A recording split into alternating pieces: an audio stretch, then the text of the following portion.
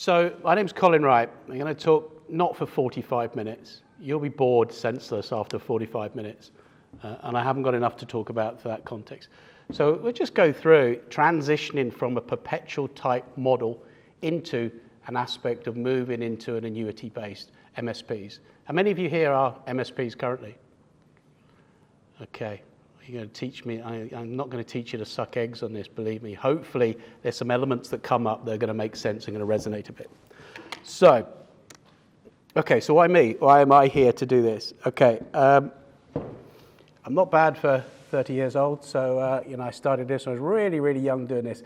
So I've got about 30 years experience of setting up EMEA-based software companies and transitioning those over the many years from a perpetual-driven model into a more predictable annuity MSP-driven model. Some take it well, some are so obstinate and will push back, and they want the money from you constantly at the end of the quarter. I advise software vendors move into this model and a board advisor on acquisitions. I also run a company that builds engines, so completely diversify away from here. And these two guys kindly took the proverbial out of me earlier, so they haven't seen me in a suit for years.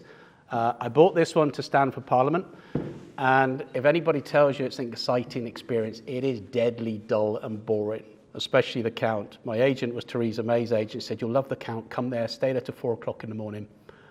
It's dull, so second time out for this. Now, why move to an MSP? Customers are pushing for this. If you're not driving the customer to do this, to move forward, they'll be looking at other organizations to do this. And one of the biggest drivers for this was Microsoft.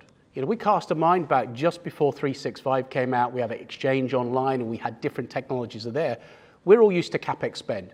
We're all used to that vendor coming at the end of the quarter to ask you what's coming, what's in pipeline. You wouldn't see that vendor for the next, 6, 7, 8 weeks to the end of the quarter again. So the end users have been educated by Microsoft on that per user, per month, that predictable cost to their infrastructure. And vendors have moved to the OpEx model, the flex up and flex down, and the customer is driving this. It gives them that predictability that they can't ever have with, I need to buy this server, I need to buy this software, I need to buy 3,000 users worth of software up front. And they'll negotiate a price on that, but for the customer, it's that pure predictability. And there is a cash flow issue, we'll come to that. They generate improved business outcomes. They know they've got that predictability. They're not going to see that rash of expense is going to hit them in April or December or at the end of the year or the end of the quarter driven by the vendor. So benefits of the model. You're going to know most of this. The flex up, cost management. How many of you have reduced your IT staff by becoming an MSP in that model? And how many of you can do it on a more predictable basis and more profitable? Driving that forward, but you've got to have the initial packages that match your skills in-house. There's no point looking at, I'm going to become an MSP and I'm going to drive completely different technology in there to drive out to a different customer base. You've got to leverage your initial skills inside that business. And any of you are looking to get acquired, by having an annuity-based model and having that MSP-driven model, your market value surges massively. One organization that I'm involved with at the moment in, where are they, Poland, and they're being valued at 30 times their revenue. It's obscene because they can see that annuity and they base that for the next 5 years. So it's a profitable mix. So initially, look at your existing current offerings. That's where your skills reside. That's where it sits in your base. What products do you have in there that you have all these skills? So you look at the current model, determine the demand for those as managed services.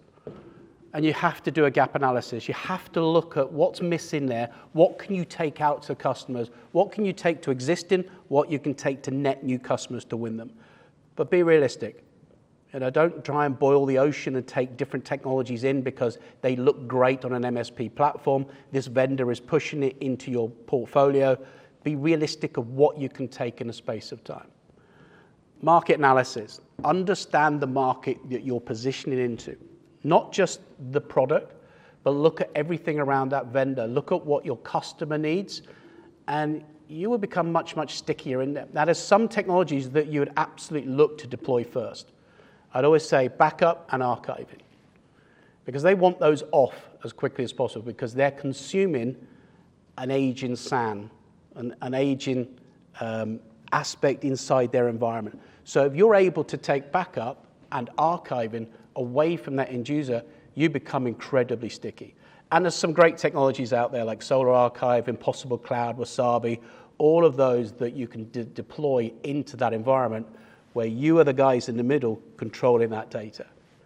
Current skills and vendors, are they ready? And I'll come on to vendors at the end, because that's a really key point in how you build this market and how you build your business based upon, are the vendors in line with you or against?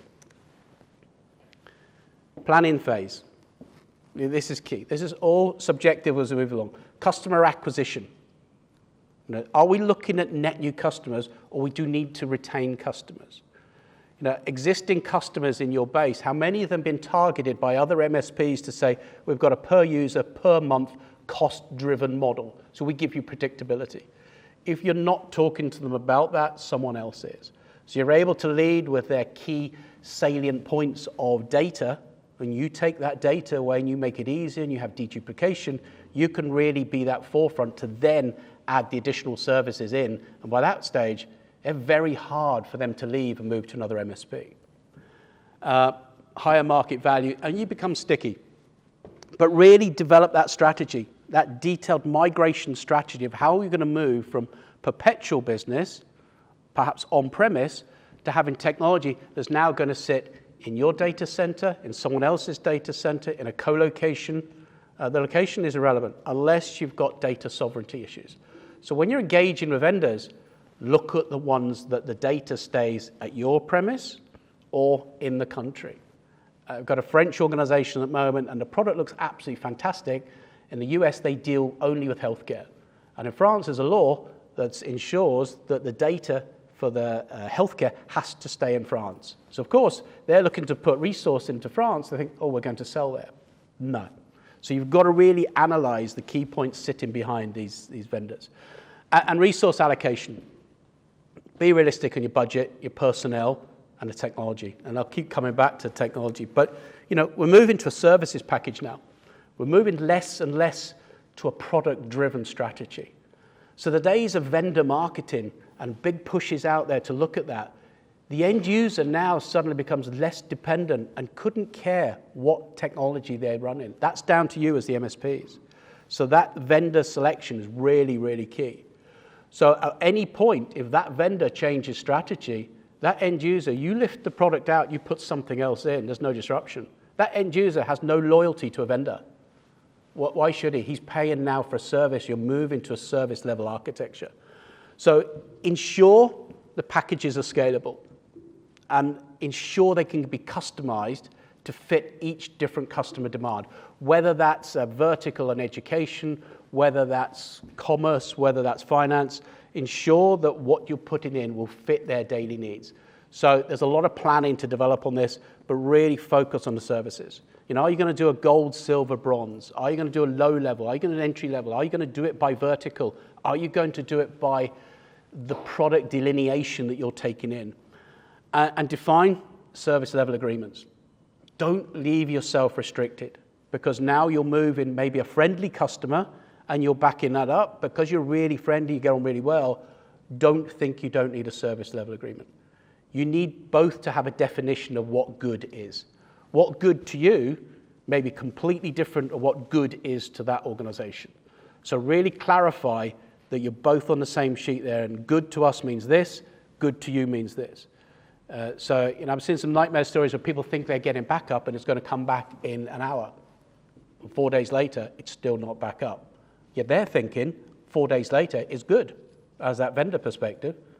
Yet this guy's sitting here with his data down and an MSP environment now, and that aspect delivering that predictability, they will come to you.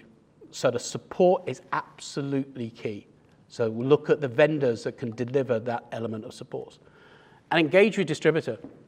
Talk to Northamber, talk to the people, talk to technical guys, pull on their skills to see who inside the business, which is the vendors that we should push. And what are the pitfalls? Because they've already gone through this. So the technologies they're bringing to you, hopefully they're all validated and make your lives easier and the distributor's life easier. And this really goes without saying, test and implement. I'm sure all of you in here have a really friendly. You've got a customer you get on really, really well with. And as you're making that transition, go to them first. And say, look, we want to change our model, or we want to aggravate our model to have perpetual CapEx, and we want to move to an OpEx annuity-based. So can we test this to a certain extent? You know, this is production, but let's test the technology. What's your biggest pain point? And from historically what we're seeing, the biggest pain point is it does tend to be backup. So they don't want to do it. It's not sexy, it's not cool, it just sits over there in the corner. So take that. And as transitioning to MSPs, it's the easiest one to take, because there's some great technologies that you can take and just to bring it over. And once you've got the data, you own the data. You own the customer. I remember years ago when I was at Citrix and Compaq, we advised Amazon coming into UK. And we thought, what the hell are they going to do? They want all these servers. What for? And they want this data. And they want all this. And we thought, why will that ever grow? They're selling books. And now look, they own the data. So you having access to that data, it means they're locked in. It's difficult for them to move. So look at archiving and backup, and I'll stress this time and time again, is the easiest ones to deploy. So there's some great technologies out there, and the perception is from the end user, you own the data, it's difficult to leave. Pilot programs. Launch a pilot program with these key friendlies, and then start to expand it. Don't go big bang into, hey, I'm going to change my transition model all the way from CapEx to OpEx.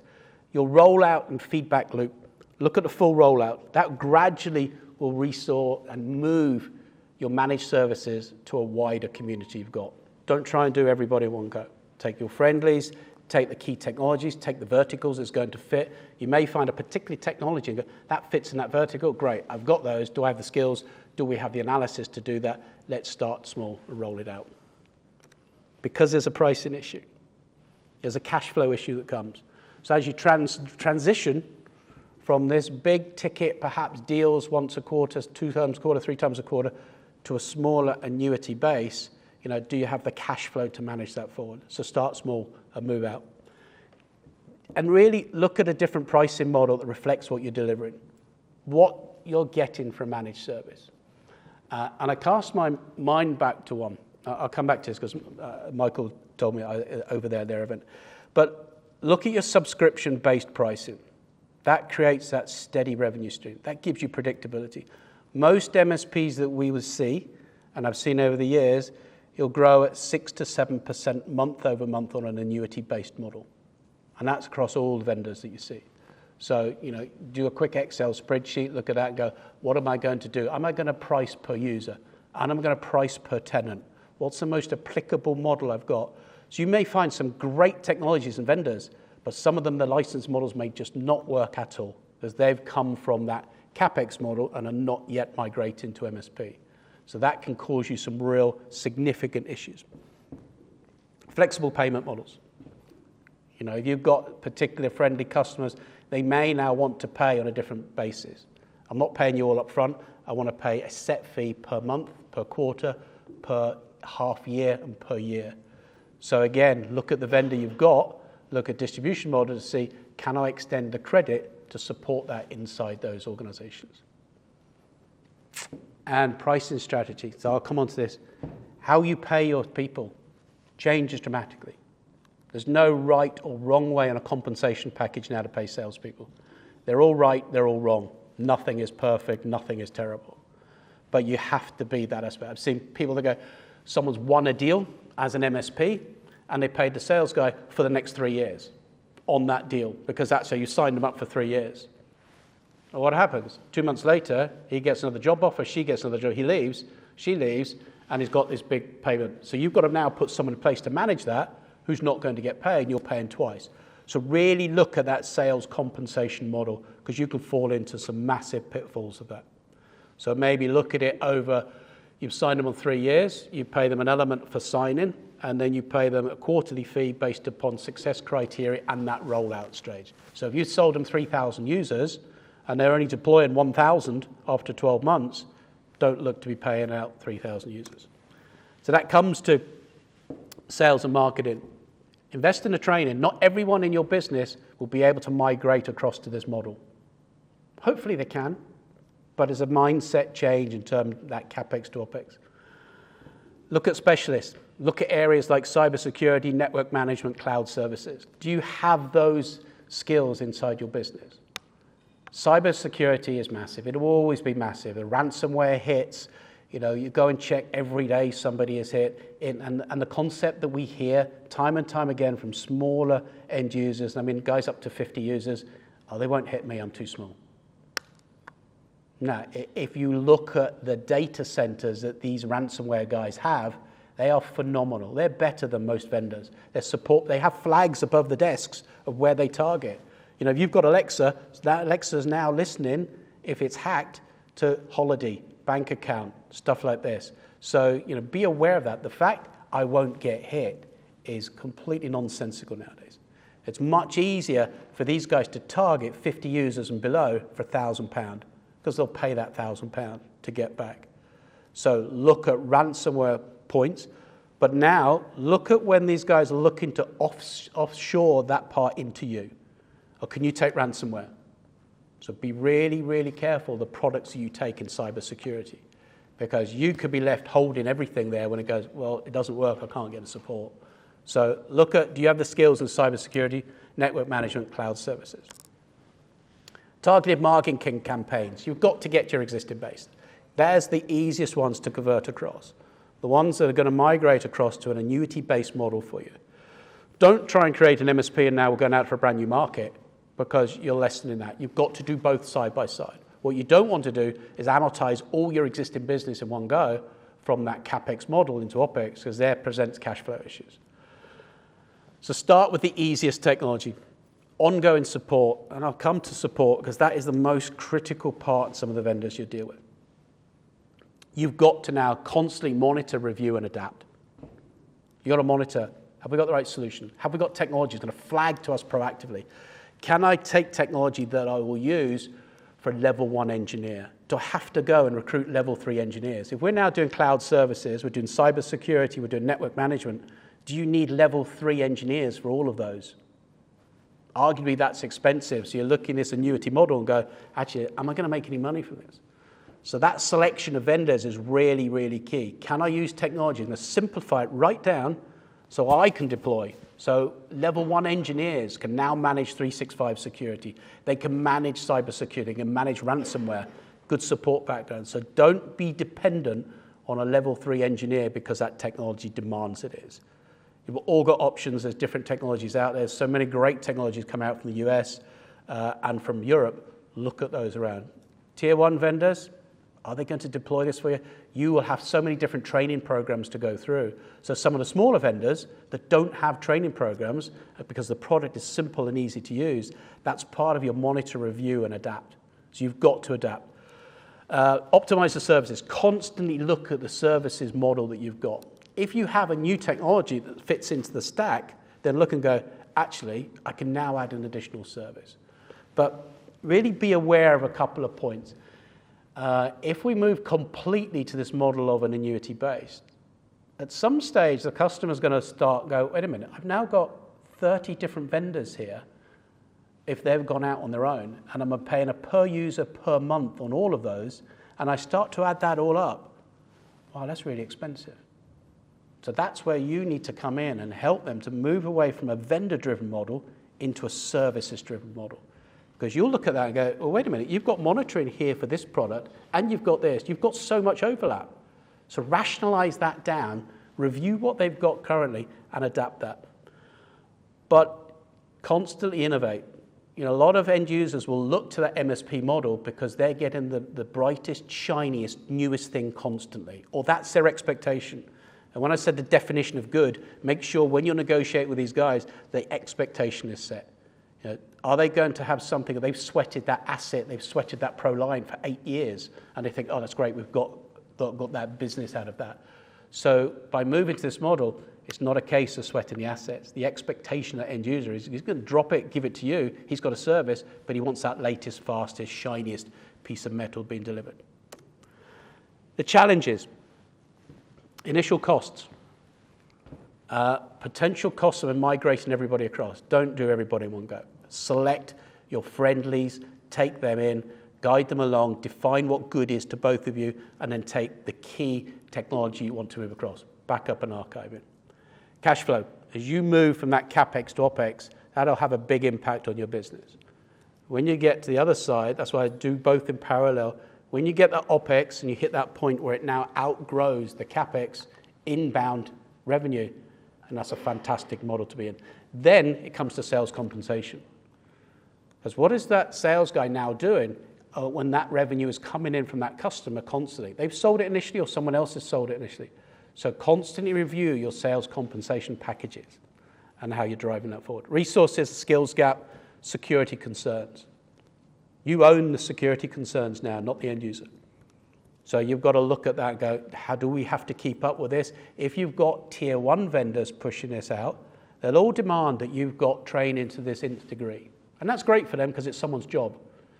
But can you really put all that amount of people in training? If they're out training all the time, who's managing that environment? And if they're level 3 engineers, there's a certain cost to those guys.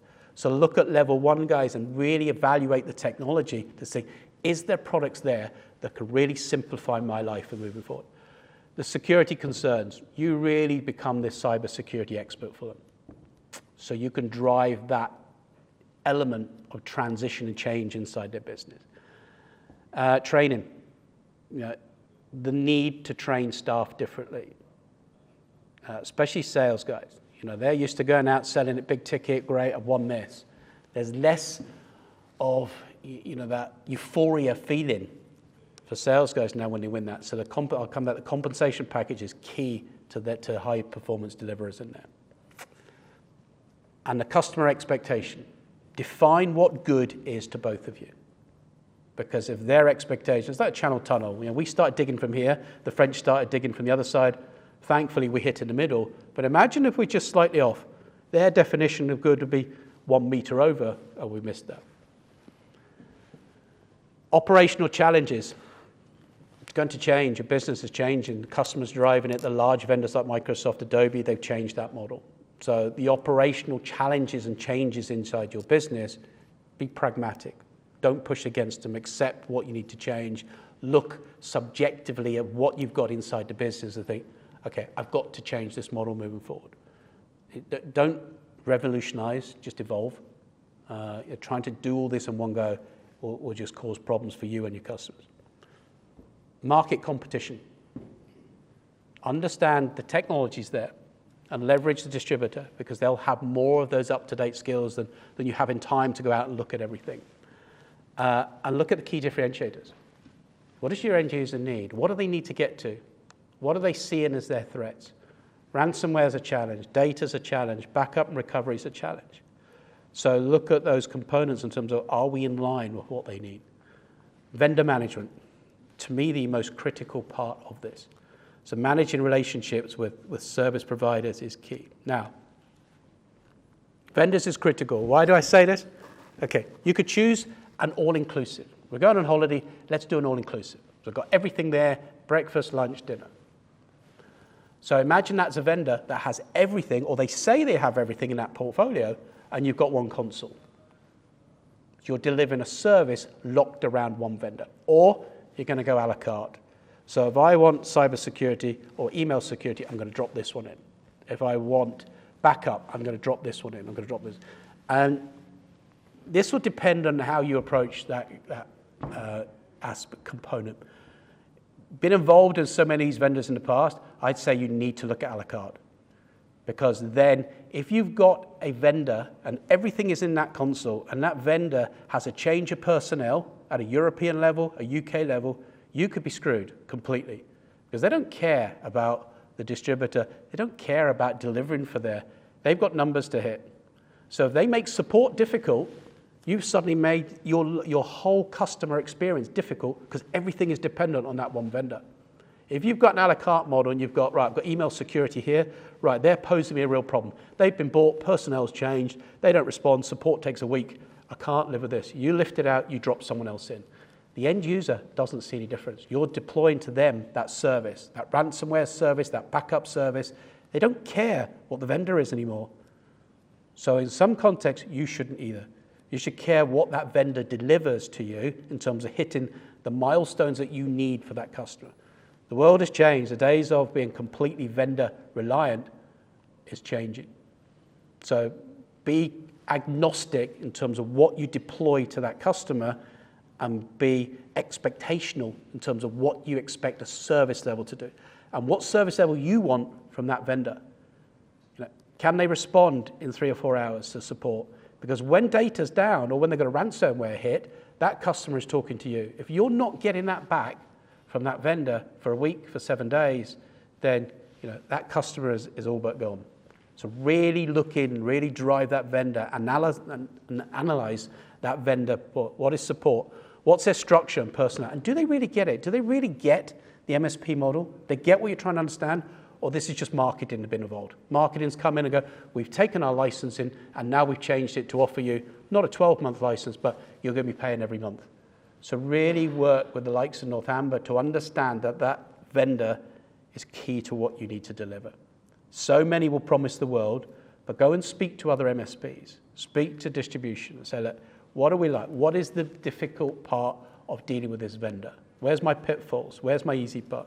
And I have one slide left. So is the vendor, are they all in it with you? Are you striving for the same goals?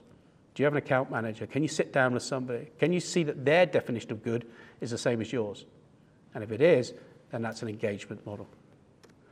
So some MSP vendors that we've seen that are really good, Secure security awareness training.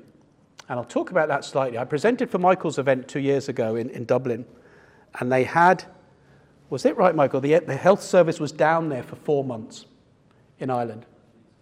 Yeah, for quite a while. So I was speaking to the biggest hospital in Dublin. He came over afterwards and said, can I talk about security awareness training? Yeah, we can. And Russia just invaded Ukraine. So he came up and said, we thought we'd nailed this point of having threats induced via email. He said, Ukraine invaded and we had this. He said, so we simulated this with a model, and they've since moved to, I think they've moved to Secure. He said, we simulated a model, we sent out an email, and it looks like it's come from one of the charities, UNRWA or something like that, and say, we're raising money for Ukrainian kids. And he said, no one clicked. We sent it again, no one clicked. He said, we thought we've nailed it. We've educated the people to be aware of clicks and aware of email threats. We've done it. He said, however, 6 weeks later was Easter. And so we simulated an email coming out from HR to say the Easter egg hunt will start in the car park at this time. He said, 96% of people clicked on that link. And it said, scam. And he said, one guy clicked on it 3 times. He was so stupid. So educating those people, so look at the products that can really deliver that value. In terms of ransomware, I think Bullwall is downstairs, isn't it? That's great for a ransomware front end to stop these guys coming in. So all of these technologies here, I'd say, have a real game changer for what you're trying to deliver in terms of their support, their functionality, and none of them have one single console that says they can do everything. So there is some that will say they do a lot, but be really mindful. If they have a personnel change, they have that difficult point, then you're stuck with somebody who's slightly difficult to do with. So that is my last slide. But enjoy the transition, but really choose the friendlies and set your expectation in terms of what they require, what you need, and start to pick off some of the more difficult parts, or they see the difficult parts inside their business. And it can really be easy.